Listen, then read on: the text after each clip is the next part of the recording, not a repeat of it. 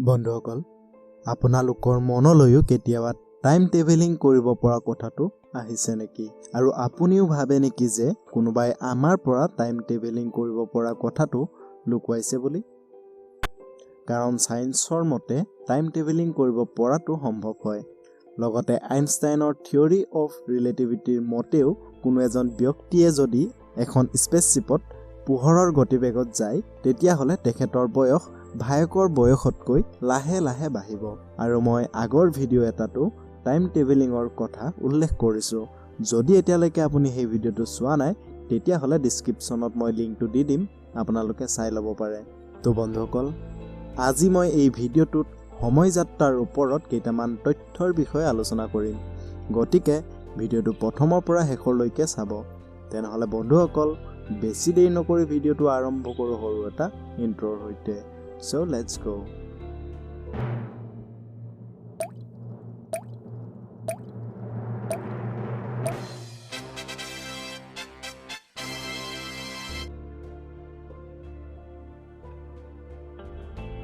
বহুতো মানুহে কয় যে তেওঁলোকে কেইবাজনো সময় যাত্ৰা কৰা মানুহক মোবাইল ফোনৰ সৈতে দেখিছে 1908 চনত এগৰাকী মহিলা টাইম ট্ৰেভেলাৰক চাৰ্লি চেপলিনৰ দা সাৰ্কাছ নামৰ সিনেমাখনৰ হলিউড প্ৰিমিয়াৰত দেখা পোৱা গৈছিল যাৰ ভিডিও আপুনি স্ক্ৰিনত দেখা পাই আছে যিগৰাকীয়ে নিজৰ মুখখন ঢাকি ৰাখিছে আৰু কাণৰ ওচৰত মোবাইলৰ দৰে কিবা এটা ধৰি আছে কিন্তু আমি সকলোৱে জানো যে প্ৰথম মোবাইল ফোন 1973 চনত আৱিষ্কাৰ কৰিছিল কিন্তু তেখেতৰ হাতত সেই সময়তে মোবাইল ফোন কেনেকৈ আহিল যিটো সময়ত মোবাইলৰ আৱিষ্কাৰ কৰা হোৱা নাছিল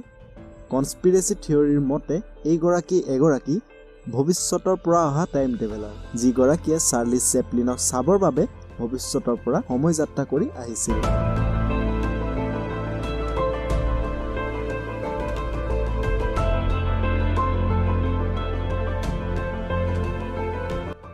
(1938 চনত মানে 30 বছৰৰ পাছত এনেকুৱা এটা ঘটনা দ্বিতীয়বাৰলৈ হ'ল এই ভিডিওটিত এগৰাকী মিষ্টেৰিয়াছ মহিলা দেখা পোৱা গ'ল যিগৰাকীয়ে এটা মোবাইল ফোন ধৰি আছে এই ভিডিওটোৱেও সময় যাত্ৰাৰ কথাকে বুজায়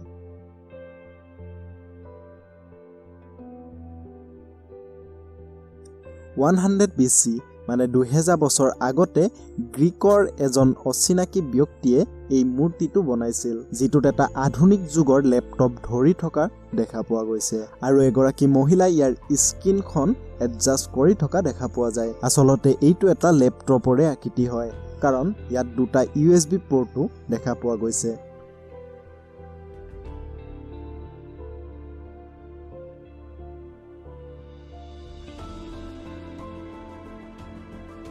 আজিৰ পৰা 4 বছৰ আগত মানে 2016 চনৰ এপ্ৰিল মাহত এটা 1100 বছৰ পুৰণা মামি উদ্ধাৰ কৰা হৈছিল যিটো এযোৰ জোতা পিন্ধি আছিল যিযোৰ জোতা এডিডাছৰ দৰে দেখা পোৱা গৈছিল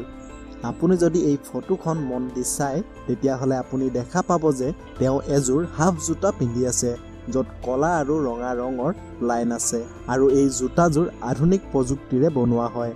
আপুনি যদি আৰু অলপ মন দি চাই তেতিয়া হলে ধৰিব পাৰিব যে মডাৰ্ণ জিন্সও পৰিধান কৰি আছে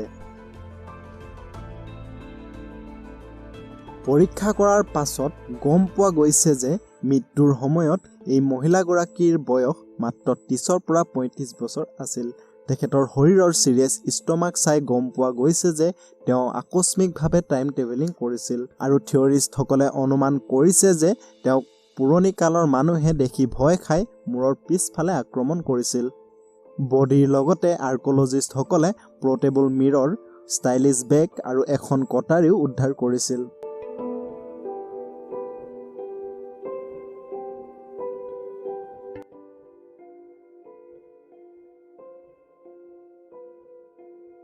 (1941 চনত কানাডাৰ সাউথ ফৰ্ক ব্ৰিজখনৰ যেতিয়া ৰিঅপেনিং কৰিছিল সেই সময়ত এখন ফটো লোৱা হৈছিল ফটোখন প্ৰথমতে ব্ৰালনিৰ পিয়নাৰ মিউজিয়ামৰ পৰা 2004 চনত বাস্তৱিক ৰূপ দিয়া হৈছিল সানগ্লাস পিন্ধি থকা এই ব্যক্তিজন 1941 চনৰ তুলনাত বেছি মডাৰ্ণ যেন দেখা পোৱা গৈছিল কাৰণ তেওঁ এটা চেইন থকা শাৰ্ট আৰু আধুনিক টি-শাৰ্ট পৰিধান কৰি আছিল লগতে এটা পোৰ্টেবল কেমেৰাও আছিল লগতে আপুনি এই ফটোকপিত তেখেতৰ বন্ধুজনকো দেখা পাব যিজনে নিজৰ মুখখন ঢাকি ৰাখিছে। এই ফটোখনক মডাৰ্ণ হিপষ্টাৰ ফটোগ্ৰাফ বুলিও জনা যায়। বন্ধুসকল, শেষৰ ফেক্টটো কোৱাৰ আগতে আপুনি যদি আমাৰ চেনেলটো আগতেই ছাবস্ক্ৰাইব কৰি ৰাখিছে তেনেহ'লে বহুত বহুত ধন্যবাদ। কিন্তু আপুনি যদি আমাৰ চেনেলটোত নতুন হয় তেতিয়াহ'লে এনেকুৱা কিছুমান আমেজিং ফেক্টছৰ বিষয়ে জানিবলৈ আৰু শিকিবলৈ চেনেলটো ছাবস্ক্ৰাইব কৰি কাষতে থকা ঘণ্টাটো বজাই দিব নাপাহৰিব।